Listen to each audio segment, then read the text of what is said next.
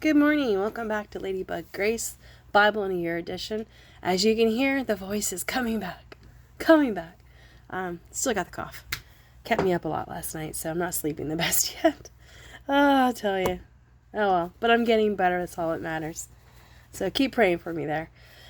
Today we're going to read through Isaiah 27 and 28. Oh, we only got 2 today. Luke 16. Psalm 49 is currently uploading into the folder, and Proverbs 24 is already in that folder for you to listen to. So let's get started with Isaiah. Oh, I'm still in Psalms there. 27. Where did my bookmark go? I got crazy here. All right. So Psalm 27 is on the other page.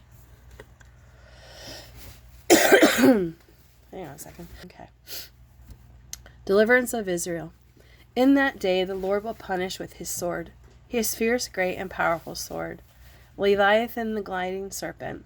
Leviathan the coiling serpent. He will slay the monster of the sea. In that day, sing about a fruitful vineyard. I, the Lord, watch over it. I water it continually. I guard it day and night, so that no one may harm it. I am not angry. If only there were briars and thorns confronting me, I would match against them in a battle. I would set them all on fire, or else let them come to me for refuge. Let them make peace with me. Yes, let them make peace with me. In days to come, Jacob will take root. Israel will bud and blossom, and fill all the world with fruit. Has the Lord struck her as he struck down those who struck her? Has the Lord struck her as he struck down those who struck her? Okay. Has she been killed as those were killed who killed her? By warfare and exile you contend with her, with his fierce blast that drives her out. On a day the east wind blows. By this then will Jacob guilt be allotted for, and this will be the full fruit of the removal of his sin. When he makes all the altar stones to be like limestone crushed to pieces, no Asherah poles or incense altars will be left standing. The fortified city stands desolate, an abandoned settlement, forsaken like the wilderness. There the calves graze, there they lie down. They strip its branches bare, where its twigs are dry and they are broken off. And women come and make fires with them. For this is people without an understanding, so their master has no compassion on them, and their creator shows them no favor. In that day the Lord will thresh from the flowing Euphrates the wild of Egypt, and you Israel will be gathered up one day. And in that day a great trumpet will sound. Those who were perishing in Assyria and those who were exiled in Egypt will come and worship the Lord on the holy mountain in Jerusalem. Chapter 28. Jerusalem's true and false hopes. Woe to the leaders of Ephraim and Judah.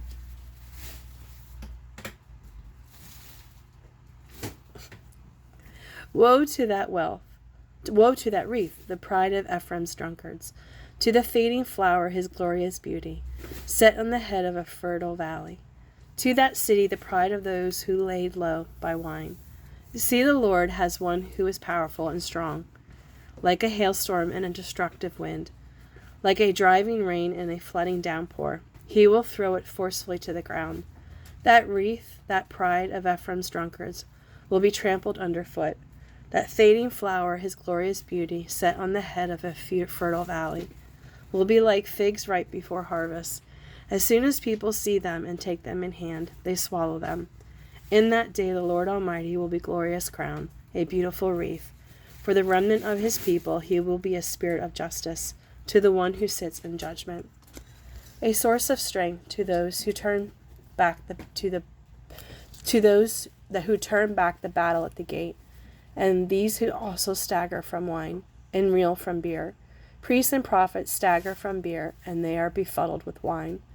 They reel from beer, they stagger when seeing visions. They stumble when rendering decisions. All the tables are covered with vomit, and there is not a spot without filth. Who is it he is trying to teach? To whom is he explaining his message? To children weaned from their milk, to those who just taken from the breast. For it is, do this, do that, a rule for this, a rule for that, a little here, a little there. Very well then, with foreign lips and strange tongues, God will speak to his people. to whom he said, "This is the resting place, let the weary rest, and this is the place of repose." But they would not listen. So then, the word of the Lord to them will become, "Do this, do that, a rule for this, a rule for that, a little here, a little there," so that as they go, they will fall backward, that they will be injured, ensnared, captured. Therefore, hear the word of the Lord, you scoffers, who rule this people in Jerusalem. You boast, "We have entered into a covenant with death. With the realm of the dead we have made an agreement. When an overwhelming scourge sweeps by, it cannot touch us. For we have made a lie our refuge, and falsehood our hiding place." So this is what the sovereign Lord says. "See, I lay a stone in Zion, a tested stone, a precious cornerstone for a sure foundation. The one who relies on it will never be stricken with panic. I will make justice the measuring line. The righteous will plumb the plumb line. Hail will sweep away your refuge, the lie, and water will overflow your hiding place. Your covenant with death will be annulled. Your agreement with the realm of the dead will not stand. When the overwhelming scourge sweeps by, you will be beaten down by it, as often as it comes.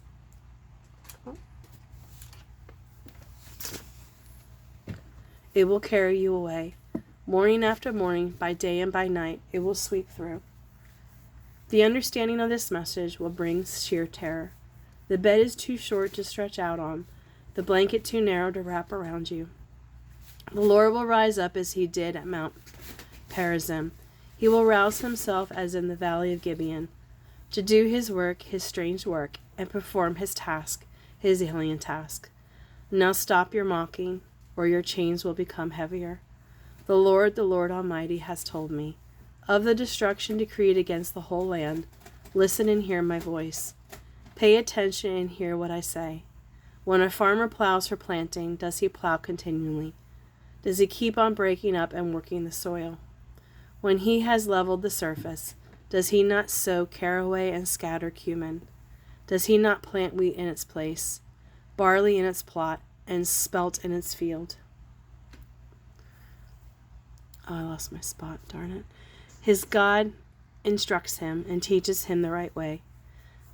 Caraway is not threshed with sledge, nor is the wheel of a cart rolled over cumin. Caraway is beaten out with a rod, and cumin with a stick. Grain must be ground to make bread, so one does not go on a threshing it forever.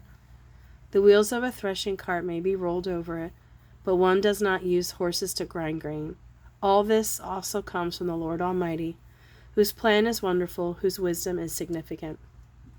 And that is the end of Isaiah for today. Give me a second. I got a dog on my lap. I'm trying to multitask. Luke, you're going to fall off. Alright, now we're going to go to Luke 16.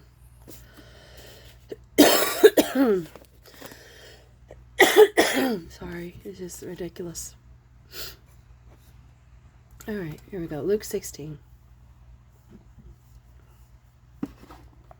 Jesus tells the parable of the shrewd manager.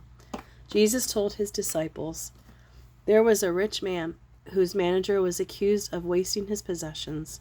So he called him in and asked him, 'What is this I hear about you? Give an account of your management, because you cannot be manager any longer.' The manager said to himself, 'What shall I do now? My master has taken away my job. I'm not strong enough to dig, and I'm ashamed to beg. I know what I'll do so that when I lose my job here, people will welcome me into their houses.' So he called in each one of his master's debtors. He asked the first, 'How much do you owe my master?' 900 gallons of olive oil,' he replied. The manager told him, 'Take your bill, sit down quickly, and make it 450. Then he asked the second, 'How much do you owe?' 1,000 bushels of wheat,' he replied. He told them, 'Take your bill and make it 800. The master commended the dishonest manager because he had acted shrewdly, for the people of this world are more shrewd in dealing with their own kind than are people of the light. I tell you, use worldly wealth to gain friends for yourselves, so that when it is gone, you will be more welcomed into eternal dwellings. Whoever can be trusted with very little can be trusted with much. And whoever is dishonest with very little can also be dishonest with much. So if you have not been trustworthy in handling worldly wealth, who will trust you with the true riches? And if you have not been trustworthy with someone else's property, who will give you property of your own? No one can serve two masters. Either you will hate the one and love the other, or you will be devoted to the one and despise the other. You cannot serve both God and money. The Pharisee who loves money heard all this and were sneering at Jesus. He said to them, "You are the ones who justify yourselves in the eyes of others, but God knows your hearts. What people value highly is detestable in God's sight. The law and the prophets were proclaimed until John. Since that time, the good news of the kingdom of God is being preached, and everyone is forcing their way into it. It is easier for heaven and earth to disappear from the least stroke of a pen to drop out of the law. Anyone who divorces his wife and marries another woman commits adultery, and the man who marries a divorced woman commits adultery." Jesus tells the rich man about the beggar. There was a rich man who was dressed in purple and fine linen and lived in luxury every day.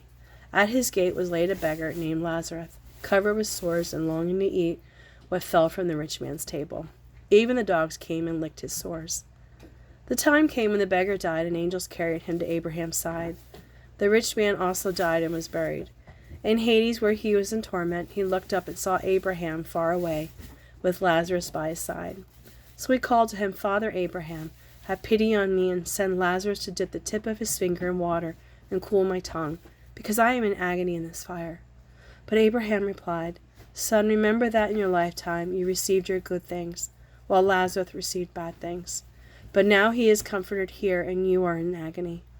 And besides all this, between us and you, a great chasm has been set in place, so that those who want to go from here to you cannot, nor can anyone cross over from there to us." He answered, "Then I beg you, Father, send Lazarus to my family, for I have 5 brothers. Let him warn them, so that they will not also come to this place of torment." Abraham replied, "They have Moses and the prophets. Let them listen to them." "No, Father Abraham," he said, "but if someone from the dead goes to them, they will repent." He said to them, "If they do not listen to Moses and the prophets, they will not be convinced even if someone rises from the dead." And that is the end of today's readings. Thank you so much for joining me. I greatly appreciate it. And I see I have a new subscriber. Welcome. I'm glad you're here. I hope you're getting some good information from these readings. And we'll talk to you tomorrow. Bye.